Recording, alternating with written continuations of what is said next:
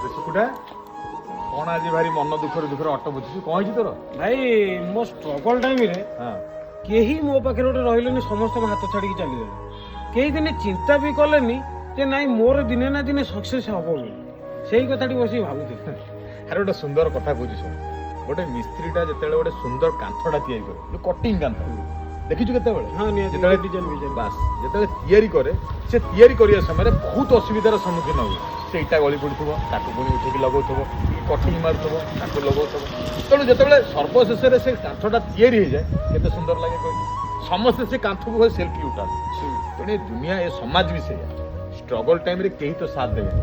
ସବୁ ଭାବିବେ ନାଇଁ ରେ ଆ ସାଥିରେ ସମୟ ଦେଲେ କାଳେ ଆମ ସମୟ ଖରାପ ହେଇଯିବ। ତେଣୁ କେହି ଦେବେନି ସାର୍। ଯେତେବେଳେ ତୁ ସକ୍ସେସର ପାହାଚରେ ଚଢ଼ିଯିବୁ, ସମସ୍ତେ କହିବେ ଦେଖିଲ କାଲି ପରା ସେ ମୋ ସାଥିରେ ଥିଲା, ମୋ ଯୋଗୁଁ ଆଜି ସେ ଏଠି। ଦୁନିଆ ୱା ନେବାକୁ ଦୁନିଆ ଆଗୁଆ, କିନ୍ତୁ ଷ୍ଟ୍ରଗଲ ଟାଇମରେ କେବେ ତ ସପୋର୍ଟ କରିବାକୁ ଦୁନିଆ ଠିଆ ହେବ। ବୁଝିଲୁ?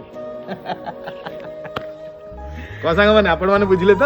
ନିହାତି ଟିକେ ବୁଝିବେ, ଆଉ ଯଦି କିଏ ବୁଝିବା ବାଲା ଥିବ ଠିକ ବୁଝିବ।